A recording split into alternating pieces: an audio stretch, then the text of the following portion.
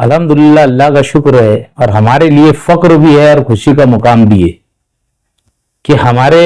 अपने वार्ड के अंदर एक होनहार बच्चा हर्षल यूसुफी शहीर, उसने एक पायलट का कोर्स किया और हम लोगों ने उससे गुफ्तगू से जब मालूमात ली तो उसने कहा कि और 8 महीना है, मैं अपनी नौकरी के ऊपर 8 से 10 महीने के ऊपर हो सकता आप भी मेरे साथ में, मैं प्लेन चलाऊं और आप मेरे साथ बैठ के चले। तो मैं उनको ये कहा कि यार हम लोग भी बहुत खुशनसीब होंगे कि अगर हम आपके साथ बैठ के चलेंगे। बहरहाल ये तो उनके माँ बाप को मुबारकबाद देना चाहिए कि एक जिगर के टुकड़े को इतनी बड़ी जिम्मेदारी वो अपने जान से बढ़ के दे दी उन्होंने कि भाई आज उसको साउथ अफ्रीका में उसने पढ़ा, उसके बाद आज वो अल्लाह का एहसान है कि वो अपनी जिम्मेदारी पूरी करने के लिए और 8 महीने का भी वक्त है उसको, यानी उसने आपको बताया कि किस तरीके से हवाई जहाज में चलाया, किस तरीके से क्या हुआ, किस तरीके से पायलट बना।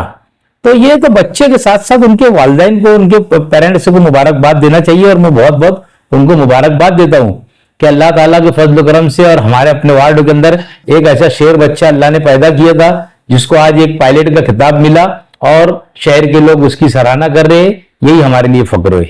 साहब, वो उनके वालिद का एक लौता लड़का है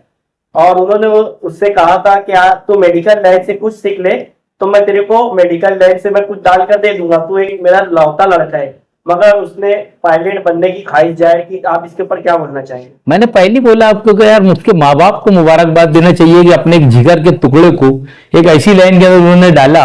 और वो कामयाब हुए। आज आप देख रहे होंगे क्या प्लेन का कभी क्रैश हो जाना, कितने लोग अभी अहमदाबाद में प्लेन क्रैश हुआ और आए दिन कहीं ना कहीं ऐसे हादसा होते रहते। तो इसके लिए मैंने पहले भी कहा और आपको अभी फिर कह रहा हूं कि ये माँ बाप को बहुत बड़ी ये है कि माँ बाप को मुबारकबाद देना चाहिए, उनको दालिश को मुबारकबाद देना चाहिए कि आज उसके लिए फक्र है माँ बाप के लिए कि हमने हमारे इकलौते एक बेटे को एक ऐसी चीज के लिए दिया कि कब भी कोई भी मामला हो सकते, मगर अल्लाह ताला सबकी हिफाजत करे और वो बच्चे की भी हिफाजत करे। मैं तो यही कहूंगा। और अरशद यूसुफ जो है मालेगांव शहर की बड़ी मालेगांव स्कूल का पढ़ा हुआ बच्चा है, आप उसके बारे में क्या बोलना चाहेंगे? देखो, पढ़ाई करने का मसला है, कोई भी स्कूल के अंदर पढ़े, चाहे स्विस में पढ़े, चाहे बड़ी मालेगांव में पढ़े, चाहे जेटी में पढ़े या एडीटी में पढ़े, या जमूर में पढ़े, ये पढ़ने वाले के ऊपर अपने ऊपर मनोसर रहता है कि मैं क्या करूंगा, मेरी कितनी लायकी है पढ़ने की, मैं कितना दिल लगा के पढ़ रहा हूं, कितना दोस्तों के साथ घूम रहा हूं, कितना माँ बाप को धोखा दे रहा हूं। स्कूल जाने के बाद बच्चे ने अपने माँ बाप को धोखा नहीं दिया, उसने स्कूल पढ़ा, उसने अपने दिमाग में बैठाया था कि मुझको ये बनना है। कामयाबी जब मिलती है कि जब आदमी अपने आप को खुद दिमाग बना लेता कि भाई मेरा दिमाग ये रहेगा कि मुझे कामयाबी इस वक्त मिलेगी कि मैं अब पढ़ूंगा। आज तुम देखो बच्चे लोगों को कि आज घर से दफ्तर लेके जाते, कहीं पर होटलों के ऊपर बैठे रहते, गुटखा खाते, पान खाते, पूड़ी खाते, ये सारी चीज शौक करते, सिगरेट पीते। तो ये माँ बाप को धोखा देना हो गया। इस बच्चे ने अपनी लायकियत के ऊपर और माँ बाप के खुलूस और उनकी दुआओं के सदके तुफैल में बच्चे ने पढ़ा और आज शहर का नाम रोशन किया, शहर के साथ साथ हमारे वार्ड के नाम रोशन किया कि हमारे बेलबाग के अंदर एक शेर बच्चा आज जो एक पायलट बना। एजाज बेग साहब, आप शहर के जो बच्चे स्कूल में तालीम हासिल कर, मदरसों में तालीम हासिल कर रहे हैं, तो आप उनको क्या मैसेज देना चाहेंगे? हम तो यही मैसेज देंगे कि भाई माँ बाप आपको तालीम के लिए सब कुछ नया करते, नहीं किसी के पास रहते हो मंग के लाके माँ बाप तुम्हारे को